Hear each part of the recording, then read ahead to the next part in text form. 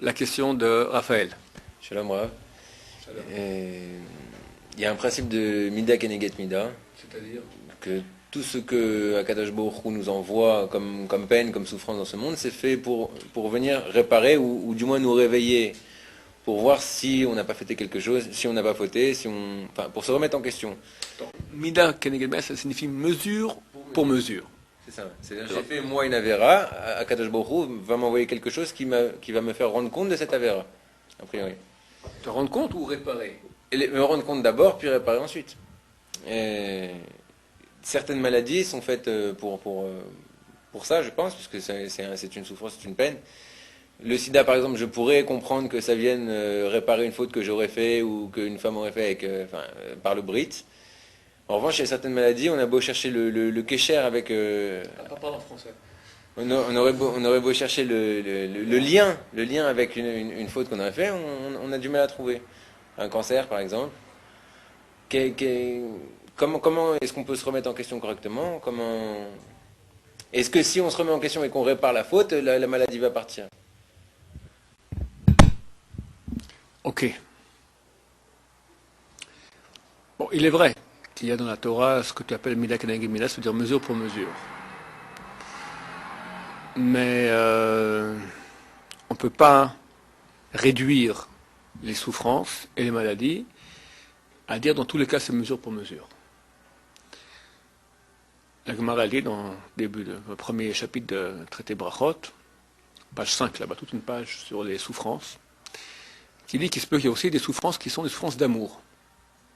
C'est-à-dire que Dieu, j'ai expliqué une fois, ici dans un cours, je vais peut-être répéter un peu, pourquoi la souffrance en elle-même, admettons que c'est Mida Keneged Mida, j'ai expliqué que ce n'est pas toujours le cas, mais quelqu'un a fait une bêtise, et maintenant, une des réparations, il y a certains péchés qui sont réparés que par la souffrance. Il faut la tchouva, mais il faut aussi de la souffrance. Des choses qui sont graves, nécessitent des fois de la souffrance. Maintenant, pourquoi? Pourquoi est-ce que, parce que j'ai fait un péché, il y a une souffrance. De façon naturelle, bestiale, quelqu'un m'a flanqué une gifle, tac, moi aussi, j'ai envie, d'accord? On ne peut pas, dans nos relations avec Dieu, on ne peut pas projeter cela. Il n'y a pas de tu m'as fait, je te rends. On ne parle pas de cela du tout. Dieu n'est que amour. Et même si ça bat sur nous, ça s'appelle par la force de rigueur de Dieu, mais c'est une rigueur qui a quand même un but de réparateur, d'amour. Voilà. Alors la question est pourquoi? Pourquoi la souffrance, elle est réparatrice? En quoi? Peut-être il eût été préférable que quelqu'un a fait une bêtise, alors on lui montre par exemple les dégâts que ça provoquait dans les sphères supérieures, dans son âme, et le pauvre, comme on lui fait tu vas montrer un fumeur invétéré, tu lui fais un scanner de ses poumons, et il voit ça, il arrête de fumer, par exemple. Dieu nous ferait la même chose, hein. On regarde les dégâts que tu as fait, et hop, tu comprends, tu as fait le Shabbat, tu as mangé du porc, tu as fréquenté ce qu'il ne fallait pas fréquenter, etc. Tu vois les dégâts qui ont été faits, ok, ça aurait été un moyen réparateur peut-être beaucoup plus, un moyen réparateur préférable. Pourquoi est-ce que Dieu a choisi comme réparation la souffrance? Eh bien, une explication à cela. Alors, il y en a absolument une. J'ai souvent parlé de ça, je vais répéter ça en bref, d'accord? Le but de la création est que nous donner l'existence. Dieu, il est l'être suprême, et il nous donne une partie de lui-même qui est le fait d'être. Être. Pour être, il faut qu'il y ait du libre arbitre. Un homme qui n'a aucun libre arbitre, c'est un robot. Il n'est pas. Un robot n'est pas. Il n'est que l'action du programmateur. Mais en lui-même, il n'est rien. Dieu veut que nous soyons, donc il nous laisse un libre arbitre. Donc le monde est créé de façon à ce que je puisse être, donc faire. Je peux ne pas faire, c'est ça la mort, l'erreur, et je peux faire, construire, et la vie. Et je peux faire à un tel point, Dieu me donne l'occasion de faire dans une amplitude qui est divine. Je peux faire des actions qui ont une portée dans la divinité. On appelle cela la mitzvah. Mitzvah signifie, tu fais une chose qui a une portée divine. Tu crées une lumière, tu crées une réalité spirituelle qui est éternelle, qui est une réalité de bien extraordinaire. Donc c'est pas que tu fais du bien en peu, tu fais du bien en grand. Maintenant, quand tu fais pas cela, le bien, ou pire, tu vas utiliser maintenant l'énergie que tu as pour faire du mal, il y a du mal, une réalité spirituelle mauvaise, qui amène la mort, qui amène la souffrance, qui amène le mal.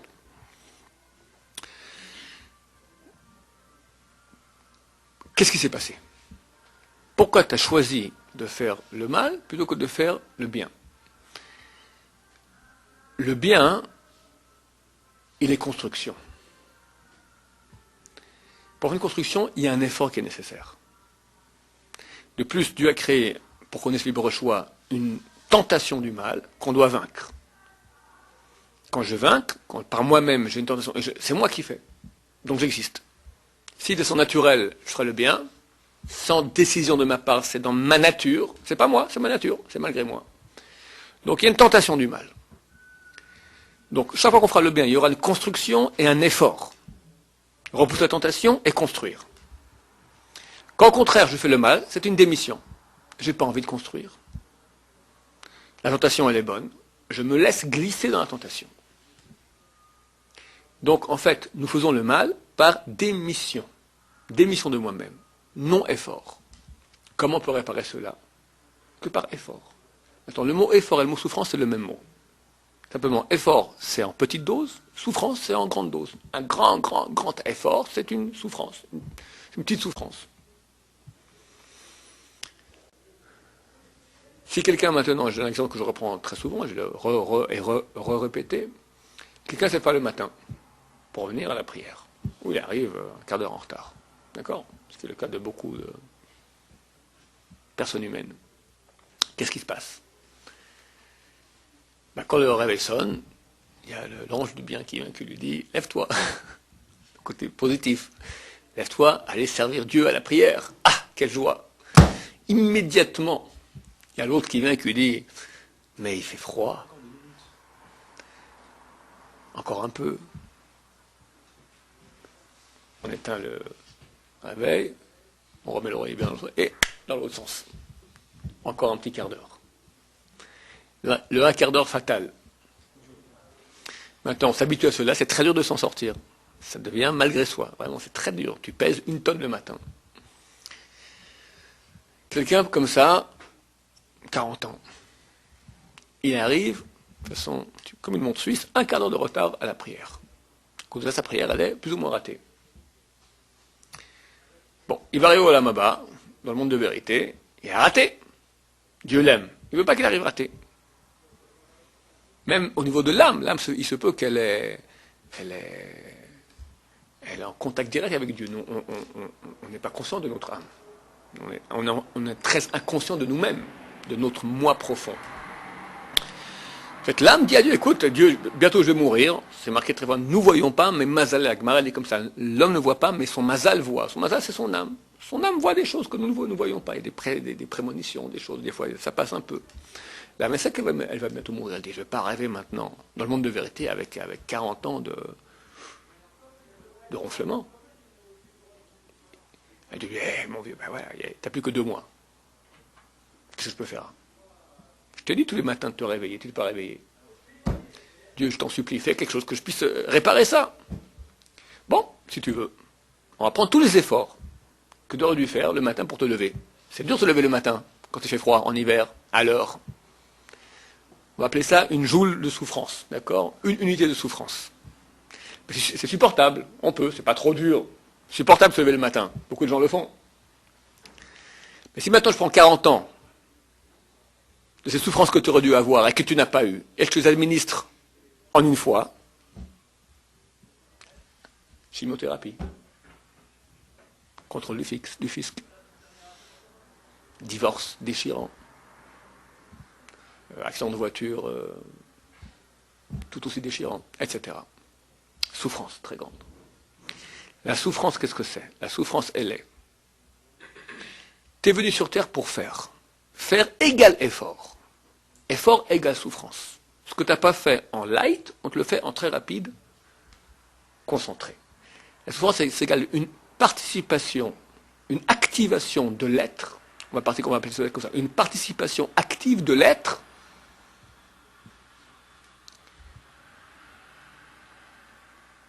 de très grande intensité en laps de temps très court. Vis beaucoup. Vivre, c'est faire. Vivre, c'est donc effort. Beaucoup de vie très rapidement, ça s'appelle souffrance. Parce que tu sens que tu fais. Malgré que c'est vrai que tu es passif. Une chimiothérapie, tu es passif. Mais c'est pas facile parce que tu souffres. Cette souffrance, c'est quand même une participation active de toi-même. C'est qui crie? C'est toi. Mort, que Dieu nous en protège de toutes ces choses-là. C'est pas un sujet agréable dont tu parles. Maintenant, c'est pas dans tous les cas, dit la Gemara, Brachot, page 5, que les souffrances sont un résultat d'un péché. Il y a aussi un autre cas de figure. Quelqu'un, il était en effort toute sa vie. Puis son âme dit à Dieu, écoute, moi tu m'as donné maintenant un potentiel. Je l'ai rempli, 100% j'ai fait.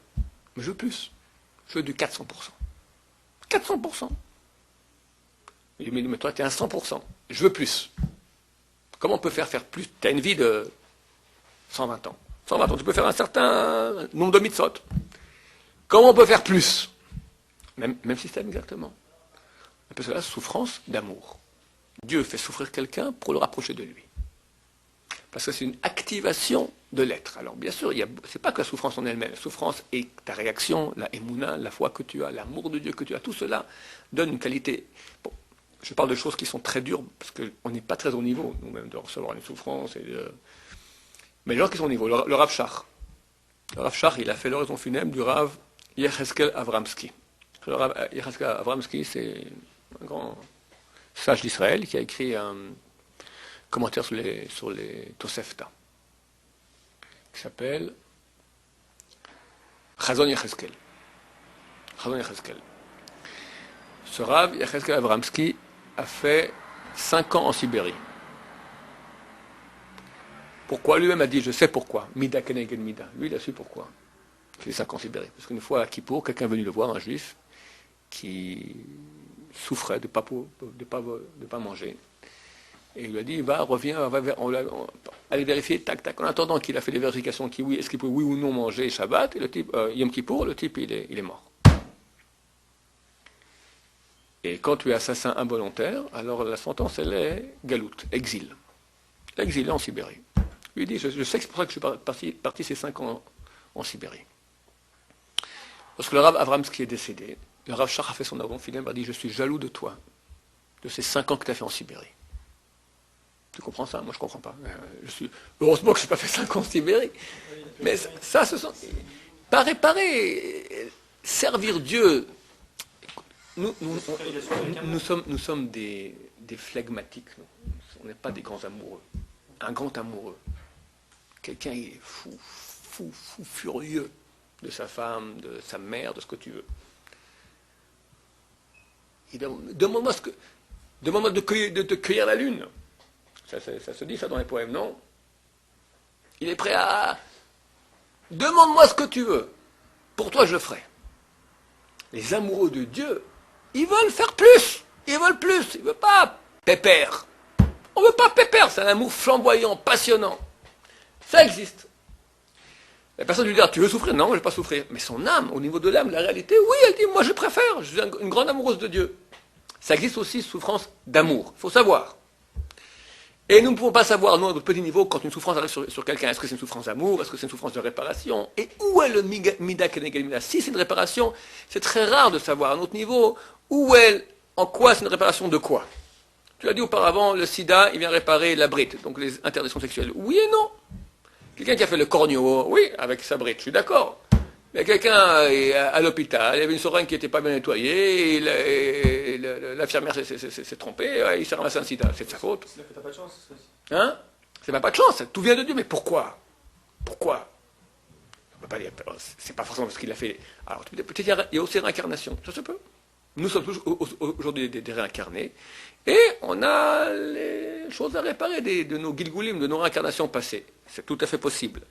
Mais c'est très dur pour nous de savoir quoi est par rapport à quoi. Ce qu'on sait en gros, c'est que Dieu est juste. Maintenant, s'il y a une maladie sur laquelle on ne sait pas, des fois on sait un peu. Bon, je me souviens quand ma grand-mère, elle a eu tout le coup une maladie comme ça, la peau pleine de je sais pas, de plaques qui faisaient très mal, truc de ce genre-là. À l'époque, il y avait un tzaddik, le Rav Levinger, Zatzal. On a parlé de lui, je suis allé le voir, ici à Jérusalem. Le pauvre, il avait un problème avec la langue comme ça, il avait comme ça avec la langue sans cesse. Et puis je viens le voir. Et moi, j'avais 27 ans à l'époque, il m'a demandé quel âge j'avais, je me souviens. Et je lui parle, voilà, elle ne sait pas pourquoi elle a ça. Comme ça, il me dit. Et sa femme était présente. Elle a fusillé du regard. Comment tu parles comme ça? Sa femme lui dit à lui. Bon, ok. C'est-à-dire que il y a sûrement des gens qui peuvent savoir qui, quoi, comment, et savoir. Et s'il dit, elle ne sait pas dire comme ça, elle aussi, elle devait savoir. Je ne sais pas. Mais vu que c'est tellement aléatoire, et dans beaucoup de cas, on ne sait pas, et même si on sait, on ne dit pas. Ce n'est pas des choses, on ne sait pas d'habitude. En ce qui concerne maintenant le cancer, cette maladie, le Rabbi Sion lui-même, ma belle-mère est décédée du cancer. Le Rabbi Sion Abba Shaul m'a dit, cette maladie, on ne sait pas. On ne sait pas pourquoi, on ne sait pas pourquoi lui et pas l'autre. Voilà. Il y a une troisième raison aussi, quand on parle de souffrance d'amour. Ça fait partie des souffrances d'amour, mais il y a aussi des fois une notion qui est très profonde aussi, qui va avec, encore une fois, je parle de choses qui sont très hautes et ce n'est pas adapté à nous, mais il faut comprendre quand on parle de la souffrance, c'est qu'on souffre. Et quand on souffre, tu peux dire tous les beaux messages, oui mais, ça ne rentre pas. Donc il faut arriver à faire, comme quand on parle de la Shoah, c'est un sujet, on ne peut pas en parler. Parce que ça déclenche tellement l'horreur de la Shoah, elle nous révolte. Donc comment tu peux aller parler de ça? Et tu viens maintenant donner des explications, quelque chose, est-ce que c'est possible?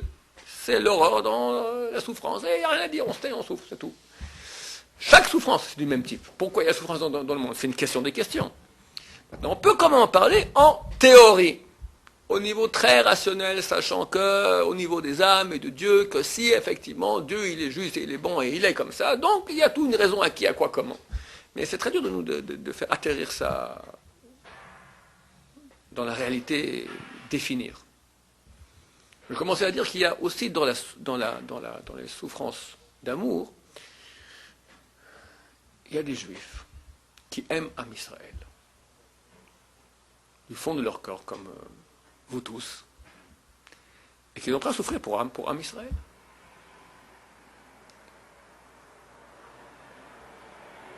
Je vais une fois dans un séminaire, une jeune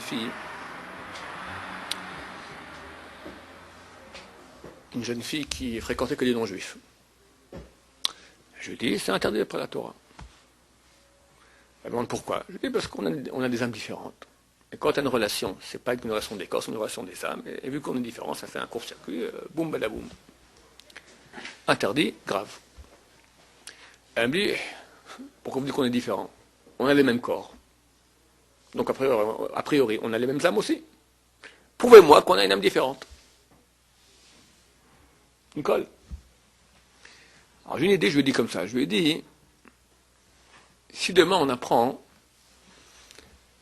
qu'au Brésil, un Français s'est fait attraper par une bande de voyous qui n'aiment pas les Français, et ils l'ont coupé en petits morceaux, ils l'ont mis dans un sac en plastique.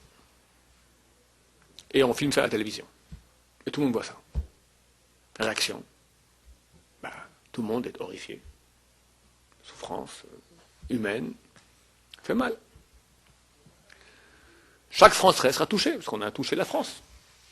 Chaque Français sera touché. Comment vous faites une chose pareille à notre compatriote? Donc, si je transpose ça en juif aussi, on apprend qu'une bande de juifs, de non-juifs antisémites ont attrapé un juif, parce qu'il est juif, ils l'ont coupé en petits morceaux dans un sac en plastique. Et on filme, idem. Tous les juifs seront très très touchés. Donc, qui sera plus touché par la souffrance de son compatriote? Le Français ou le Juif? Vous dites? Le Juif. Alors, vous pouvez vous rétorquer, oui, non, mais c'est normal. Nous sommes une minorité, opprimée depuis longtemps. Donc, on a une sensibilité à fleur de peau, et c'est comme les Noirs d'Amérique, ou les Arabes en France, si tu dis un truc, ça fait tout un... Ouais, nous aussi, donc on est très... Mais quand même, je dirais que c'est quand même différent. Comme moi, je prends un bouquin d'histoire. Histoire. Je vois, en l'an 1180, 20 juifs ont été brûlés à Rouen. parce qu'il était juif. Ben, ça fait un petit quelque chose. Alors que si je parle rationnellement, pourquoi? Qu'est-ce que j'en ai à faire? En 1180, 20 juifs, c'est pas ma famille. Même si c'était ma famille, c'était à 800 ans. Ah, Rasra, comme on dit. Ok, la vie continue. Pourquoi ça me fait un petit quelque chose? Parce que ça nous rappelle que à chaque moment, on a été opprimé. Oui, parce que vous avez été conditionné aussi. Un juif qui est complètement à part. C'est vrai. C'est vrai qu'un juif qui est complètement à part, il n'en a rien à faire. Mais c'est rare. Le juif qui est complètement à part, il voit un film sur la Shoah, il se sent concerné. Prends les Russes. Combien de Russes sont morts dans la Shoah? Tu as une idée? 20 millions. Nous 6, eux 20 millions. Alors c'est vrai qu'il n'y a pas eu un programme d'anéantissement spécifique du peuple russe. Mais quand même, nous on souffre, eux devraient aussi souffrir un tout petit peu. Est-ce qu'il y a un Russe aujourd'hui au monde à qui ça fait quelque chose que sont morts 20 millions de Russes dans la Shoah, mais ils n'ont strictement rien à faire? Pardon? Les Tziganes, ils s'en souviennent aussi. Les Tziganes. Ok, donc il y a une notion de minorité opprimée, je suis d'accord, c'est vrai. Mais pas nous, on est en deuil 3 semaines par année, plus un jour de jeûne par terre en train de pleurer, pour un malheur qui nous a touchés il y a 2000 ans. Il y a un amour du peuple d'Israël entre eux énorme. On se sent extrêmement, comment dire cela, solidaire. Au-delà d'un nationalisme, à mon humble avis. Prends un Français nationaliste. Tu aimes la France? Oh, ok, il y en a comme ça. Tu le vois un jour un peu mélancolique. Appelle Martin. Martin, qu'est-ce que tu as? Ah, j'ai pas la pêche aujourd'hui. Où tu vois, tu as une larme. Oui. Martin, qu'est-ce qui t'arrive? Il me dit, Verdun. 400 000 morts en un mois. Nos compatriotes français morts pour la France. Qu'est-ce que tu fais? T'appelles un psy. T'appelles un psy. Il est en dépression, c'est pas normal. Si nous on avait eu Verdun, il y a bientôt un siècle, 90 ans exactement, 400 000 juifs morts en un mois dans les tranchées. On en fera un deuil national encore aujourd'hui.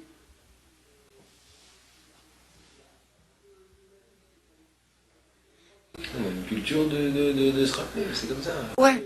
Ouais. Ils ne gardent en mémoire que les victoires. On a une culture de se rappeler, mais elle marche. Elle marche cette culture. Donc ça c'est plus essentiel. Alors le pourquoi? Tout simplement. On a 5 âmes. Nefesh, Ruach, Neshama, Chaya, Yachida. Chaque âme est un corps spirituel pour l'âme plus fine qui l'habite. Et tout en haut, l'âme la plus fine, la plus spirituelle, s'appelle Yachida, signifie en hébreu unique, elle est unique à tout âme Israël. Depuis Abraham Avinu, jusqu'au dernier juif de l'histoire, tous les juifs dans le monde entier ont la même âme. Nous sommes un. C'est marqué dans le prophète. Atem, Kourim, Adam. Vous êtes appelés un homme. Les autres sont appelés Bnei Adam, des fils de l'homme. C'est quoi pour vous le sens de l'âme? Une âme, c'est quoi? Une âme, c'est une réalité métaphysique, spirituelle. Plus, on ne sait pas.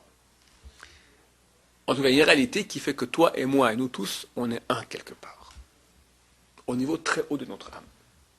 Donc plus quelqu'un, il n'est pas à part, comme tu dis, c'est un juif qui se sent juif, un juif qui est proche de sa source juive, il est sensible à cette âme. C'est vrai qu'il se sent un. C'est pour ça que la douleur de l'autre lui importe. Il y a un midrash qui dit, le peuple juif est symbolisé par des noix. Chazali, c'est comme un tas de noix. T'enlèves une, tout dégringole. Un juif disparaît, tout le monde ressent. Par exemple, il en a les mis, ou tous les autres cas, Et là, ça manque pas. Ta question. J'en ai deux. Pour revenir à la souffrance sur les maladies. On dirait que, puisqu'on n'est pas capable de dire pourquoi cette maladie par rapport à ce qu'on a pu faire, et puis même, on doit souffrir pour souffrir. On dirait que la souffrance, c'est quelque chose, peu importe comment il va être dispatché, c'est la souffrance, ça s'appelle la souffrance. Je ne me suis pas levé tous les matins, alors je vais avoir une maladie. Chassé shalom. Levez-vous tous, hein. Levez-vous tous. Et puis, si ça arrive à quelqu'un qui a 30 ans, il a 30 ans, il aurait peut-être beaucoup de temps pour réparer toute sa vie. Donc, est-ce que c'est parce qu'il y a déjà un décret comme quoi... Alors, arrête tout. Je finis. Je suis en train de... Je vais sur un... Après, tu m'en poses des questions, parce que là, on va digresser. Donc, on a tous la même âme. C'est comme un corps. Est-ce que... il y a une union dans un même corps. Si on disait, prenons un exemple, vient Eliyahu Navi et te dit à toi, Raphaël, écoute, il y a un décret terrible sur le peuple d'Israël. 500 personnes doivent mourir demain dans un attentat terrible. Maintenant, toi, dans le ciel, tu es très aimé. Tu as tout quitté, la France, tout ça, pour venir ici, dans les conditions de la yeshiva, de la Torah. Tu as arrêté de fréquenter les filles et tout ça. C'est un tzaddik dans le ciel. Il y a un deal. Si tu pars, les 500 sont sauvés. Tu pars à leur place. Qu'est-ce que tu dis? Je vais te dire qu'est-ce que tu dis. Bon, toi, tu dis tout de suite oui. Fantastique. Il dit non. Il y en a qui vont dire non. Mais non, parce qu'il est proche de son corps. Mais sans demander son âme, sa yechida à lui. Où est la question? Je suis le même. Demande à quelqu'un, tu veux un doigt ou 10 doigts? Qu'est-ce qu'il répond? Quelle question? Il n'y a aucune question. Il n'y a aucune question. On est le même. On est le même. Et des grands du peuple juif étaient prêts à partir pour Am Israël. J'ai connu des cas. D'abord, j'ai vu des cas de rabbanim qui souffraient. Alors, c'est très clair. Des fois, on faisait le rapport. En tout cas, il partait à l'hôpital, t'as pris qu'un attentat, des jours en dernière seconde par miracle, des choses fantastiques. On voyait un temps, je faisais un peu le rapport comme ça, je voyais.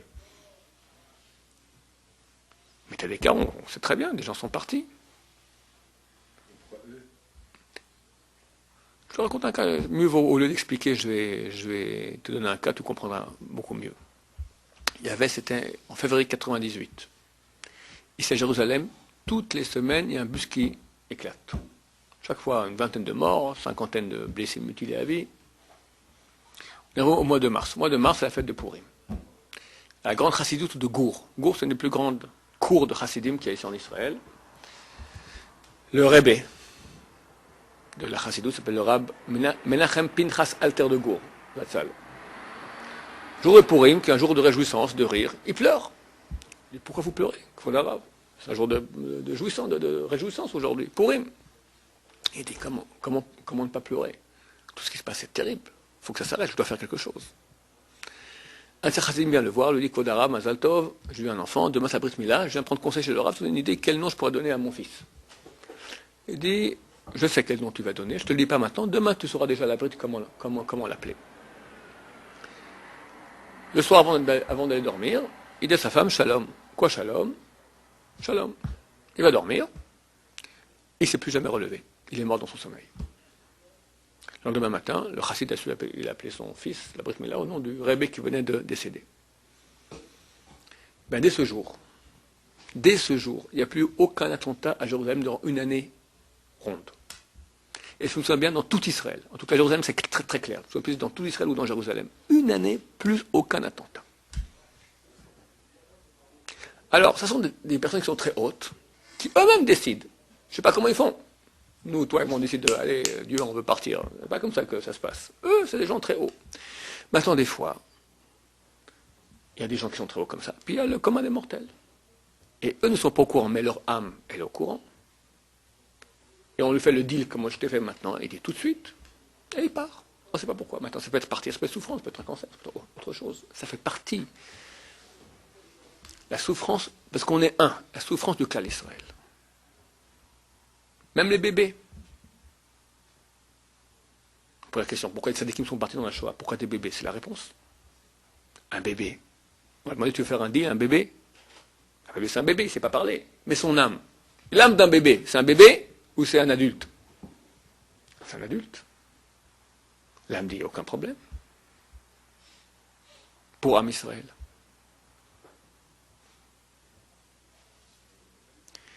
Et une âme pareille qui a souffert pour Am Israël, ou qui est partie pour Am Israël, elle va où là-haut?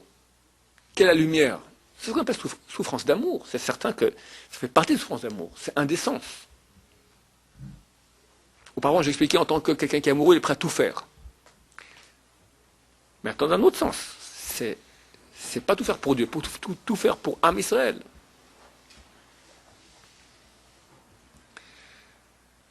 Maintenant, savoir qui, pourquoi, impossible. Tu as une question? Alors, on dirait que la souffrance, c'est la souffrance. Il n'y a pas vraiment de qualité dans la souffrance. C'est une quantité. Je dois souffrir tant. Si Reuven ne s'est pas levé tous les matins, il va avoir un cancer. Écoute, moi, je t'explique. Alors c'est pas le même type de souffrance. Moi, je t'explique. C'est pas la même chose de savoir qu'on va mourir que et comment comme ça va réparer le fait que je ne me suis pas levé. Écoute, moi je t'explique de façon très très grossière. Mais le principe, j'applique le principe, maintenant dans l'application fine, c'est l'ordinateur du bon Dieu. Lui, il n'y a pas un millimètre qui n'est pas calculé. Qui, quoi, quand, comment, les parents, attends, tous les gens à côté. C'est marqué qu'un juge qui juge. Quelqu'un, il a volé. Il va maintenant faire 5 ans de prison. D'accord? Ok, on le met en prison. Mais ses enfants, ils n'ont pas volé. Sa femme non plus. Ses parents non plus. L'épicier à qui il devait 1000 balles non plus. Donc c'est injuste quelque part. Quand Dieu juge, tout est pris en considération. Dieu est un juge de justice. Et il n'y a rien qui est dans l'erreur. Donc dans la qualité, dans la forme, dans le moment, dans l'âge, dans qui, dans quoi. Accepter, si vous voulez, de dire ça. Ça n'explique pas du tout. T'es pas le bon Dieu. Et heureusement qu'il y a cela. Il y a la partie qui s'appelle Emouna, la foi. On est dans l'obscurité et une partie du travail de la souffrance, on va dire l'essentiel, je pourrais dire, du travail quand quelqu'un est en souffrance, c'est un travail de Emouna. Tu entends ce que je dis? Emouna, c'est-à-dire que là, quand tout va très bien, t'es mamine, t'as la foi en Dieu, ok, tout va bien. Mais quand tout va pas bien, rester quelqu'un qui est mamine. Ça, c'est énorme. Dieu nous en préserve, personne ne demande la souffrance. C'est marqué, la Gemara là-bas, elle dit, Lohen lo sera ni elle, ni leur mérite. Il dit, le mérite, c'est extraordinaire. Mais en fin de compte, on peut faire ni les souffrances, ni leur mérite. C'est de notre point de vue. Du point de vue de Dieu, qui est dans la vraie réalité, et de notre âme qui est dans la vraie réalité. Elle dit, bien sûr, mieux vos souffrances. Parce que nous, on est petits. On raconte en blaguant une histoire comme ça. Il y avait un jour un seigneur, en Russie, qui avait un serviteur juif. Le seigneur était bon, le serviteur était très aimé par son seigneur. Et bon, le seigneur a dit à son serviteur, écoute, moi je dois partir maintenant. Je pars 6 mois. Il y aura mon cousin qui va venir, qui va me remplacer. Donc il devient seigneur à ma place, il faut l'obéir au doigt et à l'œil. Ok. Le bon seigneur part, vient le cousin, qui est un hyper antisémite. Il repère le serviteur qui est juif, il commence 6 mois de torture. Vexation, crachat, coups, fouet, tout ce que tu veux. Après 6 mois, le cousin antisémite repart, revient le bon seigneur. Il demande au serviteur, non, comment c'était quand j'étais absent? Ça a été, je sais que mon cousin n'aime pas tellement, j'espère qu'il n'y a pas eu de problème. Bah, si vous posez la question, bah oui, il y en a eu. Ah ouais, je suis vraiment désolé. Quoi? Il entend tout ça, il est vraiment atterré, il lui dit, écoute, je sais que tu es quelqu'un d'honnête, va, prends un jour de congé, fais-moi le compte, tout ce qu'il t'a fait, je veux tout. Les vexations, les coups, les crachats, tout ça, il se complète. Bon, après un jour, le juge revient avec un rouleau. Attends. Le seigneur descend dans ses caves, il revient avec une caisse comme ça. Chaque coup, un diamant. Chaque crachat, un écu d'or. Chaque parole, une pièce d'argent. T'as un trésor pour toi. L'action du juif, dommage. Dommage qu'il n'y a pas encore eu 6 mois, encore de coups pareils. Ça veut dire que lorsque tu es dans la souffrance et tu es dans le monde petit que nous sommes, petit, c'est intolérable. Mais comprends que ces souffrances-là, elles ont un impact dans l'infini. Et nous ne pouvons pas imaginer ce que c'est que l'infini, très loin de cela. Quand tu compares l'infini avec le monde fini, Quelle valeur a le monde fini? Aucune.